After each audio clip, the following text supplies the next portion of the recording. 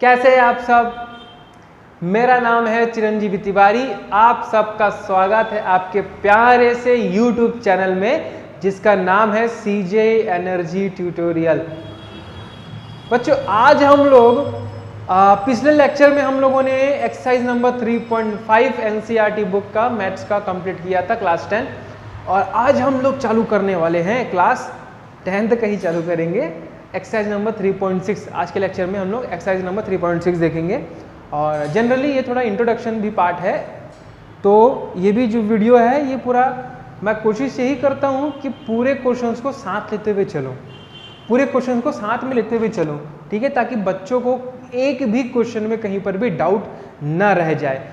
Okay, इसीलिए मैं कोशिश करता हूँ पूरा क्वेश्चन में यहाँ पर बोर्ड में सॉल्व करो। इसलिए जो वीडियो जो है वो थोड़ा लंबा हो जाता है, ठीक है।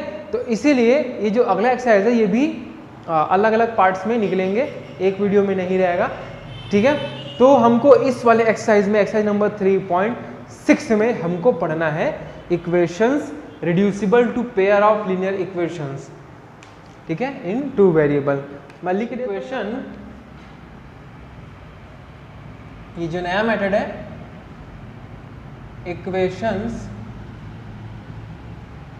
reducible to a pair of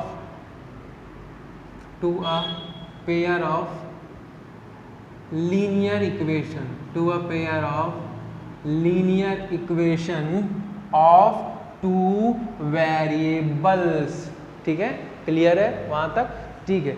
तो हमको आज जो ऊपर में जो टॉपिक लिखे हैं उसके बारे में हमको डिस्कस करना है, ठीक है। तो चलो फटाक से शुरू करते हैं। देखो ये जो क्वेश्चन, ये जो टॉपिक है ना, बहुत ही क्या बोलूँ इसके बारे में मैं, मतलब बहुत आसान सा है। ये एक्चुअली कोई अलग से कोई मेथड नहीं है ना। जैसे हम लोग क्रॉस मल्टीप्लिकेशन मेथड पढ़े हैं, सब्स्टिट्यूशन मेथड पढ़े हैं, एलिमिनेशन मेथड पढ़े हैं, है ना, उस प्रकार से ये कुछ अलग से कोई ऐसा मेथड नहीं है, ठीक है। लेकिन हाँ याद रखना, हम लोग इस वाले एक्सरसाइज में भी हम तीनों जो सब्स्टिट्यूशन मेथड, रिड्यूस और क्या एलिमिनेशन मेथड है ना, क्रॉस मल्टीप्लिकेशन मेथड, वो सब हमको यहाँ पर इस्तेमाल करना है, ठीक है। तो फिर इसके लिए अलग से एक्सरसाइज क्यों बना हुआ है अभी डिस्कस करते हैं, आपको समझ में आ जाएगा।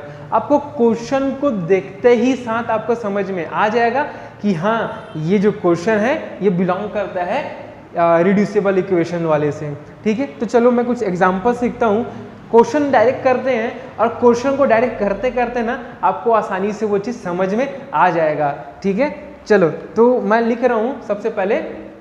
ओके, एग्जाम्पल से अपन समझते हैं। देखो क्या बोलता है, solve the pair of equation. ये हमारा एग्जाम्पल नंबर 17 है, ठीक है, NCERT बुक का एग्जाम्पल नंबर 17 है। क्या बोलता है, solve the pair of equations. ये हमारे पास कुछ पेयर ऑफ इक्वेशंस दिए हुए हैं, इसको हमको क्या करना है, सॉल्व करना है, ठीक है। बहुत ही आसान है ना, बहुत आसान है, ठीक है। देखो एक एक स्टेप समझना। सबसे पहले देखो, सबसे पहले यहाँ पर समझना, इस दोनों इक्वेशन को ध्यान से देखो। अगर हम ध्यान से देखें तो हमें ये पता चलता है कि ये जो इक्वेशंस हैं, दोनों इक्वेशन में जो वेरिएबल है, जो x और y है, वो नीचे में है, डिनोमिनेटर में है। देख लो, नीचे में x, नीचे में y, नीचे में x, नीचे में y, है ना, नीचे में है ना। यही बस इसमें एंटिक पीस है। तो नीचे में है करके हम लोग इसको थोड़ा सॉल्व नहीं कर सकते। देखो एक्चुअल में इसको क्रॉस मल्टीप्लाई करो, फिर एक्स वाई इधर आएगा, मतलब इसको आगे और फर्दर सॉल्व कर सकते हैं, लेकिन वो जो मेथड होगा बहुत ही कॉम्प्लिकेटेड मेथड होगा। क्लियर है, वो जो मेथड होगा बहुत ही कॉम्प्लिकेटेड मेथड होगा, इसलिए मैं आपको बता रहा हूँ, उस चीज़ को याद रखना, ठीक है। देखो सबसे पहला स्टेप बाय स्टेप मैं बता रहा हूँ।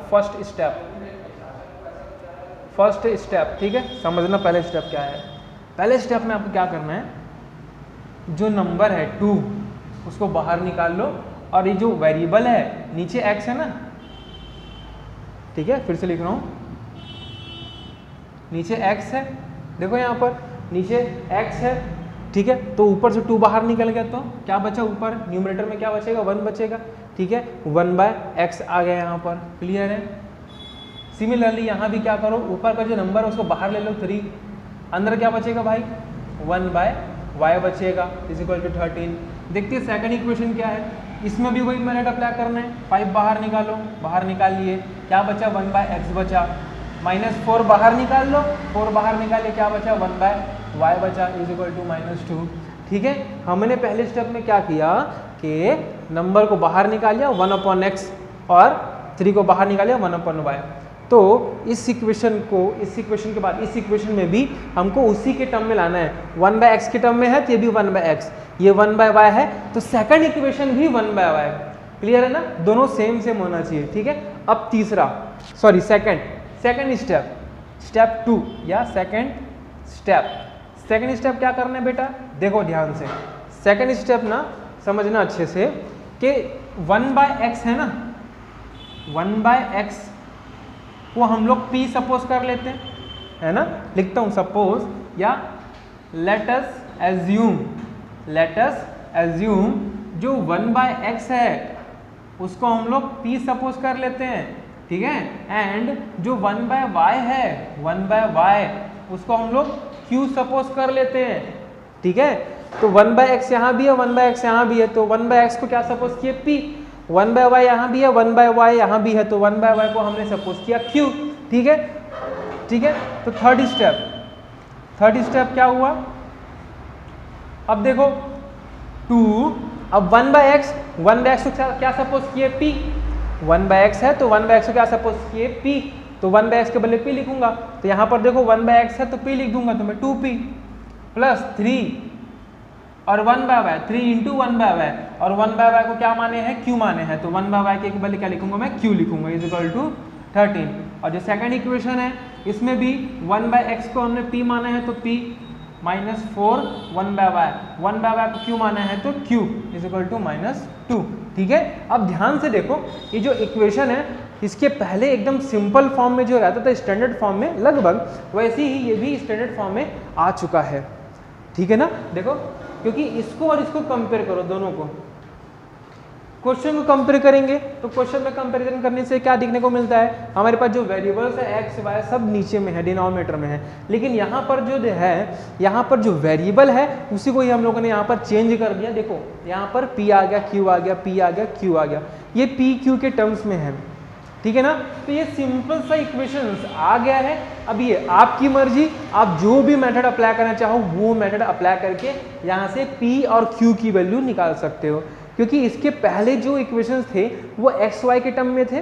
ठीक है ना, एक्स वाई के टर्म में थे, लेकिन ये जो इक्वेशन है वो पी क्यू के टर्म में है। किसके टर्म में है, पी क्यू के फॉर्म में है। तो पी क्यू के फॉर्म में है तो दो इक्वेशन है, वही निकालो, किसी भी मेथड से, क्रॉस मल्टीप्लिकेशन हो या एलिमिनेशन मेथड हो, है ना, सब्स्टिट्यूशन मेथड हो, कोई भी मेथड हो, आप निकाल सकते हो इसको आसानी से, पी क्यू की वैल्यू निकाल सकते हो। क्लियर है, ठीक है। चलो कौन सा मेथड अप्लाई करें अपन यहाँ पर, एक काम करते हैं, सब्स्टिट्यूशन मेथड यहाँ पर इस्तेमाल करते हैं। ठीक है, फोर्थ स्टेप और स्टेप चलोगे तो याद नहीं रहेगा, भूलोगे नहीं ना, याद नहीं रहेगा बोलता हूँ, याद रहेगा, भूलोगे नहीं। चलो bye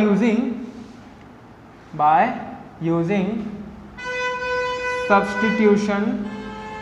substitution method, by using substitution method, तो क्या होगा, देखो हमारे पास दो इक्वेशन है ना, दो इक्वेशन है। तो पहला देखो ये वाला इक्वेशन मैं ले रहा हूँ, 2p + 3q is equal to 13। ठीक, अब मैं क्या कर रहा हूँ, 3q इज इक्वल टू 13, ये 2p उधर ट्रांसफर हो गया तो -2p, and q upon 13 - 2p। अब ये 3 जो है मल्टीप्लायर में है, उधर जाएगा तो डिवाइड में आ जाएगा। ठीक है, इधर आके डिवाइड में आ गया। देखो तो ध्यान से देखो बच्चों, ये जो है ये हमारी q की वैल्यू है, ये हमारी q की वैल्यू है, but in the terms of p के टर्म्स में है। q की एग्जैक्ट वैल्यू नहीं है, ये q की p के टर्म्स वाली वैल्यू है। ठीक है, लेकिन है तो वैल्यू q की। ठीक है, तो सब्स्टिट्यूशन मेथड में हम लोगों ने सीखा है ना, दो इक्वेशन है, किसी भी एक इक्वेशन से किसी एक वेरिएबल की वैल्यू निकालो, उसको दूसरे वाले इक्वेशन में सब्स्टिट्यूट कर दो। तो हमने भी वैसे ही किया, इस इक्वेशन से हमने q की वैल्यू निकाली। अब इस q की वैल्यू को सेकंड इक्वेशन में क्या कर दो, सब्स्टिट्यूट कर दो। क्या कर दो, सब्स्टिट्यूट कर दो। ठीक है, मतलब पुट कर दो भाई, है ना, यहाँ पर q लिखा है ना, तो q के बदले ये इतना बड़ा जो टर्म लिखा हुआ है ना, उसको वहाँ पर रख देते हैं, प्लेस कर देते हैं, पुट कर देते हैं। ठीक है, तो चलो क्या करते हैं, इसको हम वहाँ पर रख देते हैं, सब्स्टिट्यूट करते हैं। तो क्या है हमारे पास, इक्वेशन क्या है 5p minus 4 multiplied by q, 4 multiplied by q, और ये q के बदले ये पूरा टर्म लिखूंगा मैं, है ना, ये पूरा टर्म क्या है 13 माइनस 2p, है ना, इस q के बदले 4 इंटू क्यू है ना, तो q के बदले 13 माइनस 2p अपॉन 3। ये देखो भाई 5p माइनस 4q, तो 5p माइनस 4 इंटू क्यू, जो q की वैल्यू थी हमने यहाँ पर सब्सटीट्यूट कर दी, ठीक है, is equal to -2, is equal to -2, ठीक है। अब बस सिंप्लीफाई करना है, इसको ओपन करके सॉल्व करना है बस, बाकी आंसर तो आपके हाथों में है, आसानी से आ जाएगा, ठीक है। तो मल्टीप्लाई करते हैं, कैसे होगा भाई 14 into 3, 4 3 12 4 52 minus 8p upon 3 is equal to -2, ठीक है। मैंने क्या किया, इस 4 को अंदर 13 और 2p के साथ मैंने मल्टीप्लाई कर दिया, क्लियर है। अब देखो क्रॉस मल्टीप्लिकेशन होगा, ये जो 3 है इसके साथ मल्टीप्लाई होगा, ठीक है, तो 5 और ये 3, 5 3 जा 15, क्रॉस मल्टीप्लाई करने का आता ही होगा, ये नीचे वाला इसके साथ क्रॉस मल्टीप्लाई होगा, तो 5 3 जा 15, 15p minus of 52 minus 8p, clear है। और ये whole divide by 3, whole divide by 3 आ जाएगा, होल डिवाइड बाय 3 आ जाएगा, ठीक है। अब देखो, अब यहाँ पर देखो एक चीज बोलने वाला हूँ मैं, जो ब्रैकेट होता है ना बहुत इंपॉर्टेंट रोल प्ले करता है प्लस माइनस के लिए, फिर से बोल रहा हूँ, मैं बता ही देता हूँ आपको। देखो मैंने अभी भी यहाँ पर ब्रैकेट को क्लोज ही रखा है, ओपन नहीं किया है, यहाँ भी मैंने क्लोज ही रखा है, ऐसा क्यों, क्योंकि देखो ये जो 52 है, 52 के सामने कुछ नहीं मतलब प्लस है, और 8p के सामने क्या माइनस है, तो 52 प्लस में है, 8p माइनस पे है, और पूरे ब्रैकेट के सामने क्या है माइनस का साइन है, पूरे के पूरे ब्रैकेट के सामने माइनस का साइन है। तो जैसे ही ब्रैकेट हटेगा तो 52 क्या बन जाएगा, माइनस बन जाएगा, और 8p माइनस माइनस बन के प्लस हो जाएगा, ठीक है, ये हो जाएगा, इसलिए इस चीज को याद रखना, ठीक है, क्लियर है। अब देखो p वाले आपस में सॉल्व होंगे, तो 15p और plus 8p, 15p plus 8p कितना हो जाएगा 23p हो जाएगा, और ये क्या है भाई 52 बैठा हुआ है। अच्छा अब सभी के डिवाइड में क्या है 3 है, उस पर ट्रांसफर हो जाएगा, और उस पर ट्रांसफर होकर मल्टीप्लाई होगा, तो 2 से मल्टीप्लाई 3 2 जा 6 है ना, 6, लेकिन माइनस है तो -6 है ना भाई, माइनस है तो -6 होगा, ओके। अब देखो और क्या कर सकते हैं, नीचे दिखेगा, मैं उधर लिख रहा हूँ ना, बाकी कैमरे में नहीं आ रहे, इधर लिख रहा हूँ मैं, हाँ जी। अब देखो इस इक्वेशन को मैं फिर से लिख रहा हूँ, 23p कहाँ गए थे, हाँ 23p minus 52 is equal to -6, ये गिवन है। अब ये -52 को उस पर ट्रांसफर कर दो, +52 बन जाएगा, ठीक है, तो 23p इज इक्वल टू ये -52 उस पर गया तो +52, और ये -6 पहले से बैठा हुआ है भाई, यहाँ पर -6 पहले से बैठा हुआ है, क्लियर है। अब उसके बाद 23p is equal to 52 minus 6 करते हैं, कितना आएगा भाई, 52 में से 6 माइनस करेंगे हमारे पास आएगा 46, कितना आएगा 46 आएगा, ठीक है। अब बारी किसकी है, इस 23 को ट्रांसफर करने की, तो 23 यहाँ पर डिवाइड में ये सॉरी यार किस में है, मल्टीप्लाई में है, मल्टीप्लाई में इधर आएगा तो डिवाइड में आ जाएगा, ये देखो डिवाइड में आ गया, और 23 1 जा 23 2 जा 46 होता है, तो p की वैल्यू बेटा यहाँ पर 2/1 कितनी आ गई, p की वैल्यू 2/1 या फिर 2 है ना, p की वैल्यू 2 आ गई, ठीक है। ये आंसर है क्या, नहीं अभी q निकालना बाकी है ना, हाँ q निकालना बाकी है। ये देखो q, इस q फिर से लिख रहा हूं मैं, q is equal to 13 minus 2p divided by 3, तो इस q में हम p की जो वैल्यू है वहां पर पुट कर देते हैं। ये देखो p की वैल्यू कितनी है 2, इस 2 को यहाँ पर इस p के बदले रख दो, वैल्यू पुट कर दो, कितना आएगा 13 माइनस 2p, 2p मतलब 2 इंटू p की वैल्यू 2 लिख दिया, p की वैल्यू वहां पर, ठीक है। तो क्या निकला 13 माइनस 2 इंटू 2 4 होता है, 4 कर दिया भाई। अब 13 माइनस 4 कितना होगा, 13 में से 4 या 9 बचेगा और नीचे डिवाइड बाय 3 बन गया 3 जहाँ 9, तो यहाँ से Q की वैल्यू 3 आ गई, P की वैल्यू 2 आ गई, Q की वैल्यू 3 आ गई। क्या ये हमारा आंसर है? नहीं है। देखो मैं फिर से बोलूँ, स्टेप 1 अलग कर दो भाई, अपॉन में है उसको अलग कर दो, 1/x 1/y 1/x 1/y के टर्म्स में ला दो। स्टेप 2 ये कहता है कि उस 1/x को p एज्यूम करो, उस 1/y को q एज्यूम करो। स्टेप 3 तो 1/x के बदले p लिख दिया, 1/y के बदले q लिख दिया। क्लियर। स्टेप नंबर 4 आप किसी भी मेथड्स को सॉल्व करके आप इसमें इस इक्वेशन में p और q की वैल्यू ला लो। ठीक है, तो हमने p और q की वैल्यू ला दी। ठीक है, लेकिन अभी लास्ट वाले स्टेप बाकी है, स्टेप नंबर 5। ठीक है, स्टेप नंबर 5 बाकी है। स्टेप 5 देखो, समझना, समझो बच्चों। देखो 1/x = p हमने एज्यूम किया था ना, हमको तो p और q की वैल्यू नहीं चाहिए क्योंकि क्वेश्चन में तो p और q नहीं है। क्वेश्चन में क्या है, क्वेश्चन में x और y है, तो हम p और q को लेके क्या करेंगे, हमारा आंसर तो गलत हो जाएगा। हमारे क्वेश्चन में x और y के टर्म में है, तो हमारा आंसर भी x और y के टर्म में आना चाहिए, मतलब वैल्यू x और y की वैल्यू हमको मिलनी चाहिए। लेकिन हमें किसकी वैल्यू मिली है, p और q की। कुछ नहीं होता, ये जो 1/x = p दिए हुए ना, उसी का इस्तेमाल करते हैं। देखो क्या लिखा है, p = 1/x, तो क्या होगा, यहां पर करो ना, यहां पर कौन सा स्टेप आएगा बेटा, स्टेप नंबर 5। तो देखो p = 1/x, हमने वही एज्यूम किया था, p = 1/x। ठीक है, तो p और p की वैल्यू कितनी है, 2, p की वैल्यू है 2, p की वैल्यू 2, तो हमने रख दिया 2p की वैल्यू। ठीक है, तो 2 = 1/x, क्या आया, 2 = 1/x। अब देखो समझो अच्छे से। ठीक है, इसके नीचे में कुछ है क्या, नहीं है, तो 2 के नीचे में कुछ नहीं है, मतलब डिवाइड बाय 1 कर लेते हैं। ठीक है, अब देखो देखो देखो देखो देखो यहाँ पर ध्यान दो, इसको अपना रेसिप्रोकेट कर देते हैं। हमको तो x की वैल्यू चाहिए ना, 1/x की वैल्यू नहीं चाहिए, है ना। तो एक देखो 1/x है ना, उसको उल्टा कर देते हैं, रेसिप्रोकेट कर देते हैं। 1/x को x/1, 1/x को क्या कर दे, x/1 कर देते हैं, है ना, इसको पलट दिए। तो जब इसको पलटे ना, तो उसकी जो वैल्यू वो भी पलटेगी। 2/1 है, उल्टा कर दो 1/2 आ जाएगा, पलट दो ना बस। तो 1/x को जब पलट रहे हो, x/1 करो, तो उसकी जो वैल्यू है 2/1, उसको भी पलट दो 1/2 हो जाएगा। ठीक है, और x/1 तो 1 हटा दो, डिनोमिनेटर में 1 की कोई जरूरत नहीं होती। तो देखो यहाँ से किसकी वैल्यू आ गई, x की वैल्यू आ गई, डैम श्योर, x की वैल्यू 1/2 आ गई। ठीक है, अब y की वैल्यू आप लोग मेरे से पहले निकाल के जल्दी से बताओ।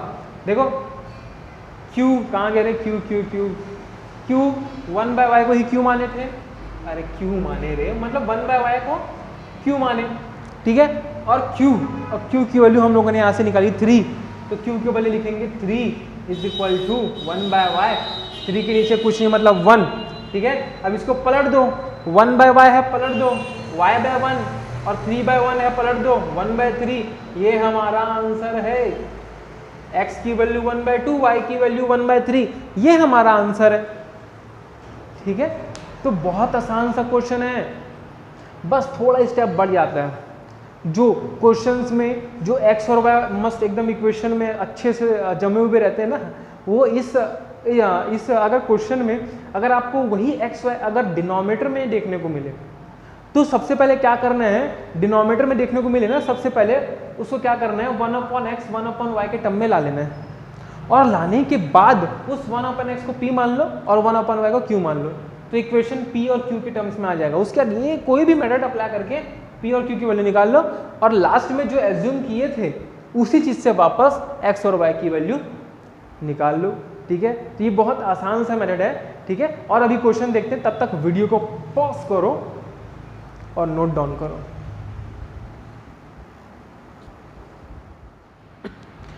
ओके बच्चों, let's move to our next question. अगला क्वेश्चन क्या कहता है, एग्जांपल नंबर ये 18 है। क्या कहता है, solve the pair of equation by reducing them to a pair of linear equation. इसको क्या करना है, रिड्यूस करना है। हमने पहले वाले क्वेश्चन में क्या किया था, 1 अपॉन मतलब x था ना, उसको हमने छोटा कर दिया, p के टर्म में लाया और q के टर्म में लाया। 1 अपॉन x था, 1 अपॉन y था, उसको छोटा करके सिर्फ p लिखे, वो ज़्यादा बेटर था। इसी को ही कहते हैं रिड्यूसिंग, ठीक है ना। हमको रिड्यूस करना है, छोटा करना है। इतना बड़ा देखो ऐसा बड़ा सा दिख रहा है 5 upon x minus 1 plus 1 upon y minus 2, ऐसा दिख रहा है ना, इसको हमको क्या करना है, रिड्यूस करना है, ठीक है, हमको रिड्यूस करना है। तो ये हमारे पास क्वेश्चन नंबर, ये एग्जाम्पल है हमारे पास, एग्जाम्पल नंबर 18, जिसका पहला इक्वेशन ये गिवन है और मैं दूसरा इक्वेशन लिख लेता हूँ 6 upon x minus 1 minus 3 upon y minus 2 is equal to 1, ठीक है। ये हमारे पास क्वेश्चन गिवन है, ठीक है। अब देखो बच्चों, सबसे पहले स्टेप मैंने क्या बताया था, सबसे पहले स्टेप नंबर 1, स्टेप 1, सबसे पहले स्टेप मैंने क्या बताया था, जो इक्वेशन है उस इक्वेशन में जो न्यूमरेटर है उसको बाहर निकाल दो।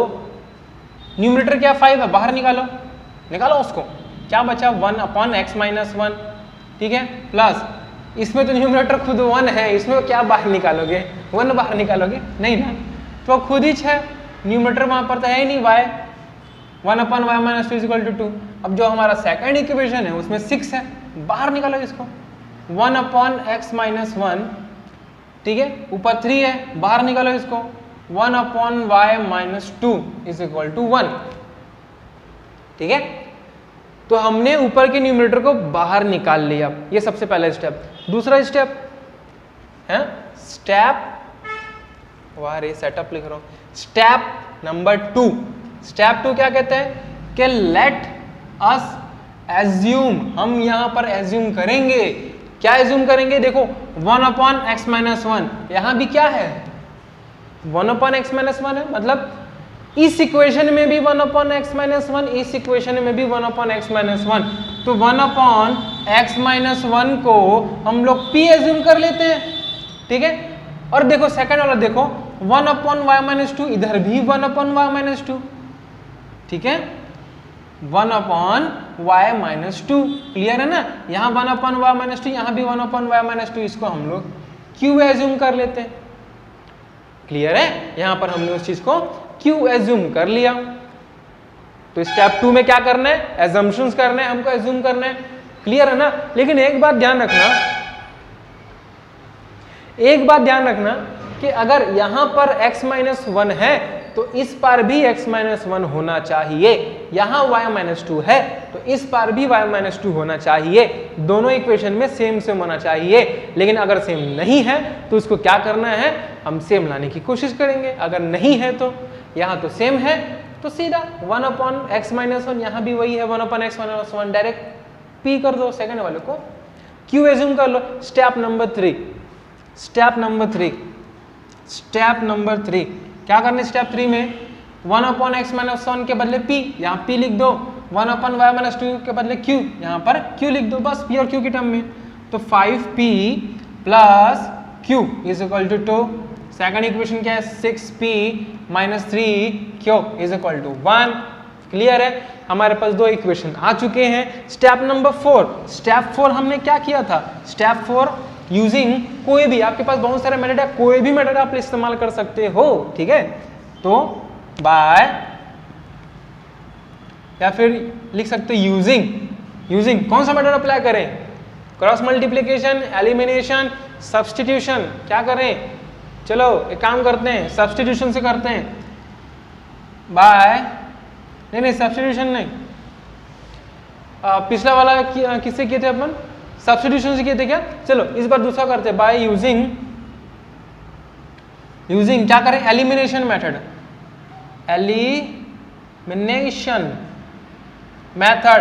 चलो हम लोग एलिमिनेशन मेथड इस्तेमाल करते हैं, ठीक है, एलिमिनेशन मेथड इस्तेमाल करते हैं। एलिमिनेशन मेथड मैंने बता चुका है, एलिमिनेशन मेथड पुराने लेक्चर जाके देख सकते हो, क्योंकि कुछ जो एक्सरसाइज है वो पूरा टोटली एलिमिनेशन मेथड के ऊपर ही डिपेंड था, ठीक है। तो एलिमिनेशन मेथड में हम क्या करते थे बच्चों, हम क्या करते थे एलिमिनेशन मेथड में, हम किसी एक वेरिएबल को एलिमिनेट करेंगे, ठीक है, वो एक्स वाई के टर्म में था, यहाँ पर पी क्यू के टर्म में, बस वही और फर्क है।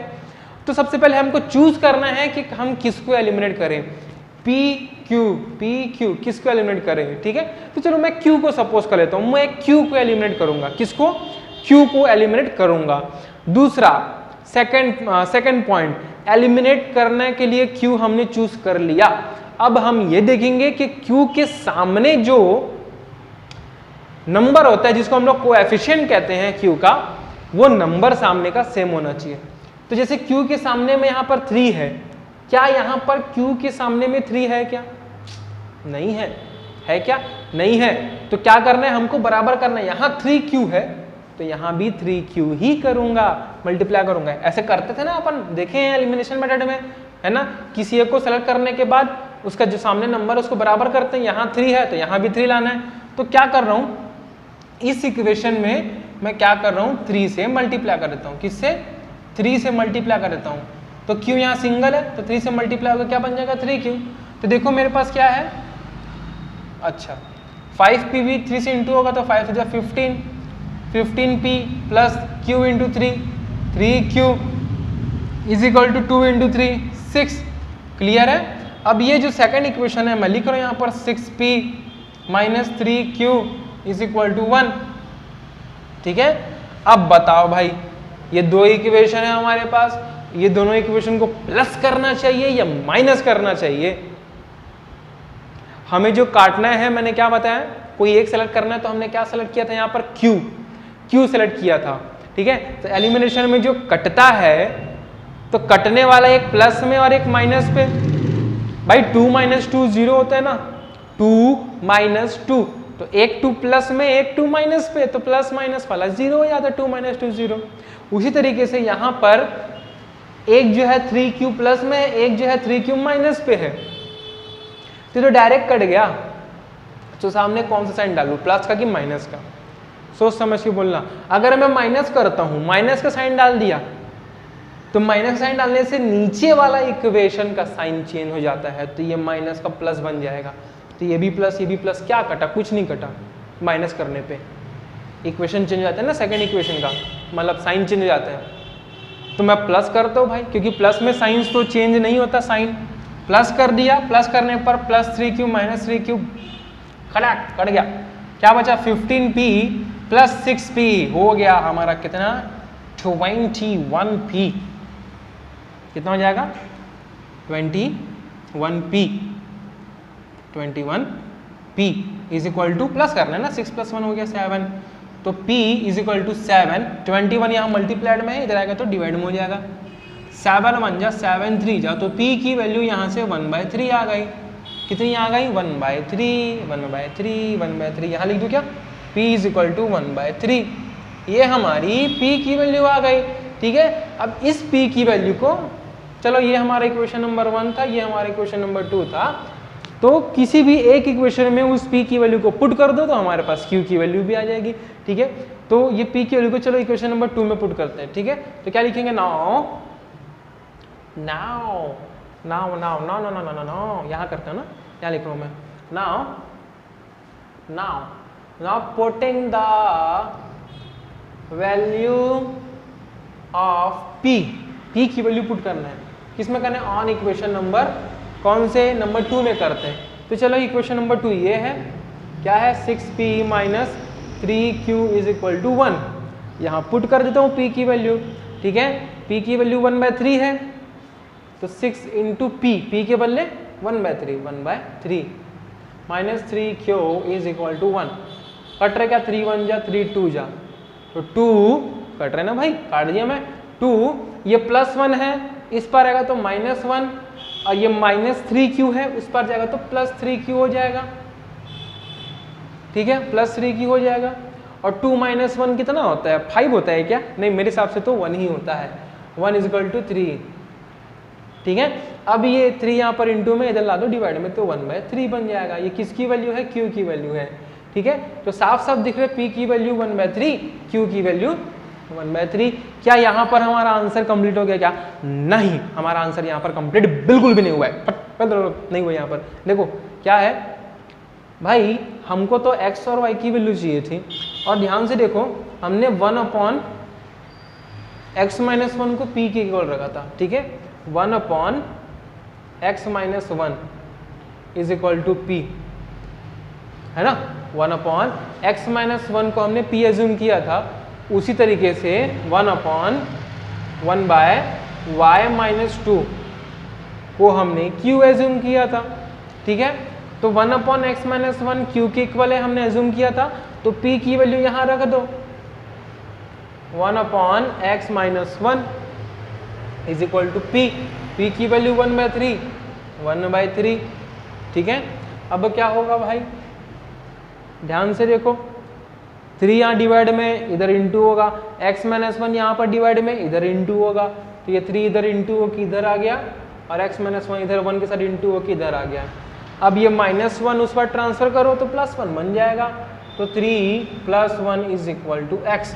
तो क्या आया, x की वैल्यू 3 + 1 4, तो x की वैल्यू 4 आ गई यहाँ से, ठीक है। बस थोड़ा सा स्टेप थोड़ा और एक्स्ट्रा था, बस p को हमने क्या एज्यूम किया था, 1 अपॉन एक्स माइनस 1, है ना, उसको वापस यहाँ पर पुट करके x की वैल्यू ला दो। सिमिलरली यहाँ पर हमने q क्या किया था, 1 अपॉन वाई माइनस 2, q की value 1 upon Y minus 2, okay. तो उससे क्या करेंगे, 1 अपॉन वाई माइनस 2 q, और q की वैल्यू कितनी है, 1/3, तो q के बदले 1/3 पुट कर देंगे। अब 3 यहाँ ट्रांसफर होगा और ये y माइनस 2 इधर ट्रांसफर होगा, ठीक है। तो बन गया 3 is equal to Y minus 2। अब ये -2 है, भगाओ उसको साले को उस पार, तो क्या आ जाएगा, 3 + 2 आ जाएगा is equal to Y, and 3 + 2 होता है 5, तो y की वैल्यू 5 आ गई। ये हमारा आंसर है, x की वैल्यू 4, y की वैल्यू 5, ये हमारा एग्जैक्ट वैल्यू है, ना कि p और q, ठीक है। p और q तो एजम्पशंस हैं, एज्यूम किए हम लोगों ने, ठीक है। बट क्वेश्चन में x और y के टर्म में दिया था, तो हमको x और y की वैल्यू निकालनी है, गॉटी, ठीक है। चलो जी, ये आप लोगों को तो पकड़ लियोगे क्वेश्चन को, ठीक है। जल्दी से वीडियो पॉज करो, अगला क्वेश्चन जल्दी से देखते हैं, गॉट इट। चलो बच्चों, अब सीधा हम लोग एक्सरसाइज की ओर मूव करते हैं। अब हम लोग शुरुआत करने वाले हैं एक्सरसाइज नंबर 3.6, ठीक है। लिखना तो नहीं पड़ेगा ना कहीं पर, एक्सरसाइज नंबर 3.6, समझदार हो, ठीक है। एक्सरसाइज नंबर 3.6 हम लोग अब चालू करते हैं। एक्सरसाइज 3.6 का हम लोग सीधा अब क्वेश्चन नंबर 1 देखते हैं। क्वेश्चन नंबर 1 हमें वही कहता है कि solve the pair of equations by reducing them to a pair of linear equations, ठीक है। क्वेश्चन नंबर 1 भी हमको यही कहता है, और क्वेश्चन नंबर 1 का सबसे पहला वाला इक्वेशन मैं लिख लेता हूँ, 1/2x + 1/3y is equal to 2। दूसरा इक्वेशन दिया है 1/3x + 1/2y is equal to 13/6, ठीक है। ये हमारे पास इक्वेशन गिवन है, ठीक है। अब देखो यहाँ पर ध्यान दो, सबसे पहले मैं स्टेप 1 कह देता हूँ। स्टेप 1 क्या है बेटा, स्टेप 1 में क्या करते थे, न्यूमरेटर को हम लोग बाहर निकालते थे, है ना। तो एक बार न्यूमरेटर को बाहर निकाल दो, यहाँ तो 1 है, क्या बाहर निकालोगे, सभी में 1 है, ठीक है। तो यहाँ ये क्वेश्चन थोड़ा सा बसा लगे, बाकी बहुत आसान, ठीक है। देखो है क्या, करना क्या है इसमें, थोड़ा ध्यान देना कि ये देखो यार क्या है, 2x है, लेकिन यहाँ पर क्या है 3x है, अलग अलग है, ठीक है। ये क्या है 3y है, यहाँ पर क्या है 2y, 3y 2y अलग अलग है ना, 2x है, यहाँ पर 3x अलग अलग है। तो काम करता हूँ, न्यूमरेटर के बदले ये 1/2 को ही बाहर निकाल लेता हूँ, तो क्या बचेगा 1/x बचेगा, ठीक है। 1/x बचेगा ना, मैं पूरा 1/2 को ही बाहर निकाल लिया, 1/2 को ही बाहर निकाल लिया मैं, क्योंकि दोनों में अलग अलग नंबर है। अगर यहाँ 2x है और यहाँ भी 2x होता तो 2x ही रखते, हम लोग चेंज नहीं करते, बाहर नहीं निकालते, ठीक है। तो देखो मैंने यहाँ पर 1/2 दी है, बाहर निकाल लिया, क्या बचा 1/x। अब कई बच्चे क्या करते हैं, सर 1/2 बाहर निकाल लिया, क्या बचा x बचा, तो बच्चे लोग कई बार ऐसे डायरेक्ट x लिख देते हैं, जो कि गलत है। भाई x तो नीचे में है ना, डिनोमिनेटर में है, आप ऊपर कैसे लेके चले गए। तो कई बच्चे ऐसे गलती करते हैं, वो सब नहीं करना, x नीचे में है तो x हमेशा नीचे में ही रहेगा। प्लस यहाँ से भी 1/3 बाहर निकाल लो, क्या बचेगा 1/y बचेगा is equal to 2। Second equation 1/3 यहाँ से बाहर निकाल लो, क्या बचेगा 1/x बचेगा, प्लस 1/2 बाहर निकाल लो, क्या बचेगा 1/y बचेगा is equal to 13/6। Step number 2 बेटा क्या कहते हैं हम लोग, स्टेप 2 क्या किए थे, स्टेप 2 हमको एज्यूम करना है अब, ठीक है। हम कैसे जूम कर रहे हैं, लेट 1 जो x है, ये जो 1/x, यहाँ 1/x, यहाँ भी 1/x, तो 1/x को p मान लेते हैं एंड 1/y जो है यहाँ भी 1/y है, 1/y को हम लोग q मान लेते हैं। स्टेप नंबर 3, स्टेप 3 क्या कहता है कि अब ये जो इक्वेशन दिया है 1/x के बदले p लिखो, ठीक है, तो 1/2 p लिख दिए, है ना, तो इससे अच्छा मैं यहाँ पर p/2 लिख देता हूँ मैं, प्लस 1/3 इंटू 1/y, 1/y के बदले q, तो बन गया q/3 is equal to 2। Second equation क्या कहते हैं भाई, ये q है ना, अच्छे से लिख रहा हूँ मैं बड़ा सा, ये क्या है 1/x के बदले 1/x को अपन क्या लेना है, p लेना है, तो क्या बन जाएगा p/3 प्लस ये 1/y q बन गया, तो q/2 इज इक्वल टू 13/6।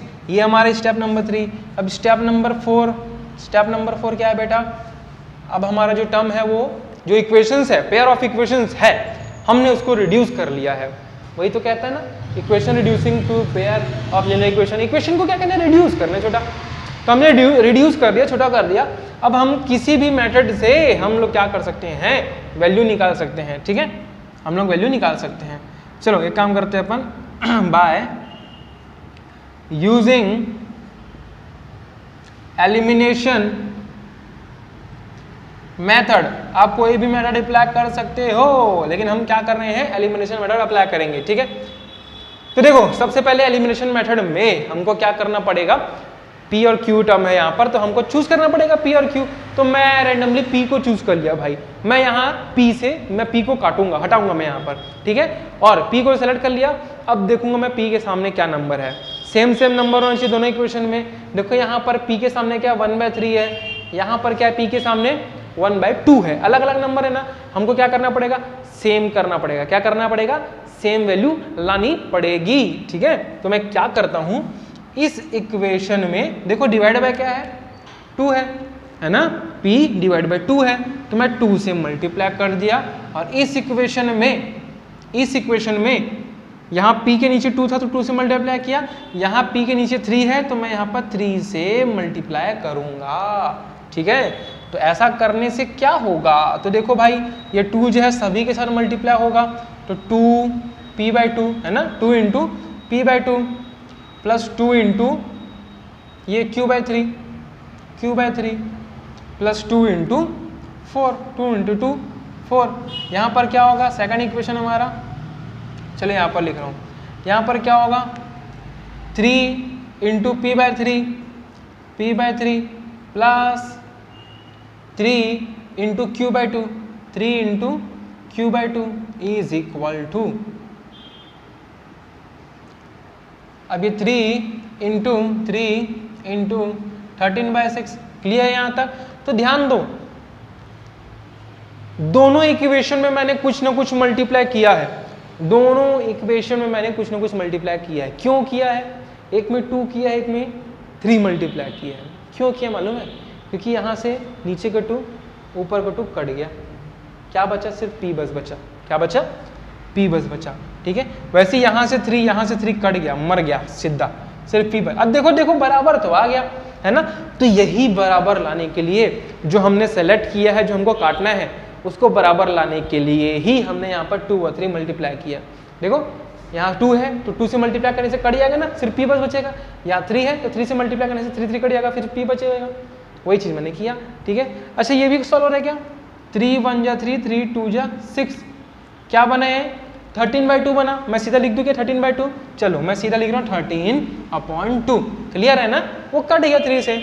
अब एलिमिनेशन मेथड है तो क्या करेंगे भाई, प्लस p है, ये भी प्लस p है, तो प्लस प्लस तो कटने वाला नहीं है, तो क्या करते हैं माइनस करते हैं, जिससे नीचे वाला जो इक्वेशन है वो उसका साइन चेंज जाएगा, माइनस p, ये प्लस की जगह माइनस, ये भी क्या हो जाएगा माइनस, तो plus p minus p cancel, क्या बचा यहाँ पर 2q/3 minus 3q/2 is equal to क्या बचा 4 माइनस 13/2 यही तो बचा क्या, है ना। 2q - 3 माइनस 3q/2 4 माइनस 13/2, एक इक्वेशन के फॉर्म में, चलो लिख लिया मैं, क्लियर है। अब क्या करें, उस इक्वेशन को आगे सॉल्व करना है।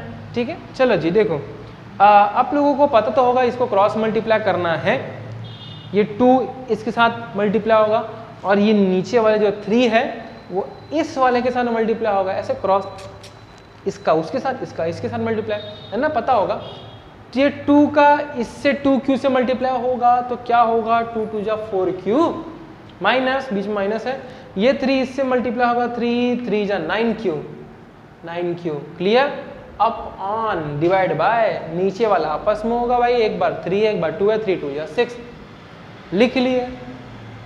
यहाँ भी वही हाल है, 4 ये मतलब 2 इसके साथ मल्टीप्लाई होगा, 4 के साथ 4 2 जा 8 माइनस 13/2 ये आया हमारे पास। अब 4q माइनस 9q कितना बचेगा, -5q माइनस, ठीक है, बड़ा ये 9 है ना, 9 बड़ा है, बड़े के सामने माइनस है तो आंसर में भी माइनस आएगा, क्लियर है। 9q by 6 is equal to 8 minus 13, 8 minus 13 कितना बचेगा, -5/2 क्लियर है यहाँ तक। भाई ये भी 13 बड़ा है ना, उसके सामने माइनस तो ये भी माइनस, ठीक है। अच्छा जी, अब हमें किसकी वैल्यू निकालनी है, q की वैल्यू निकालनी है, ठीक है। तो देखो q की वैल्यू कैसे निकालेंगे, ये -5/2 एज इट इज लिखे, ये डिवाइड बाय 6 उस पर गया तो इनटू में, और ये -5 इनटू में है, q के साथ इधर आएगा तो -5 यहाँ पर डिवाइड में आएगा, क्लियर। 6 जो है इनटू में डिवाइड में, उधर गया मल्टीप्लाई, -5 q के साथ में इनटू में इधर आएगा तो -5 डिवाइड में आ जाएगा। तो देखो माइनस माइनस कट गया, 5 5 कट गया, 2 1 जा 2 3 जा, तो q की वैल्यू यहाँ से 3 आ गई, q की वैल्यू 3 आ गई, खत्म, ठीक। अब हमारे पास कोई भी इक्वेशन है, किसी भी एक इक्वेशन को पकड़ो और वहाँ से कुछ वैल्यू लाओ, ठीक है।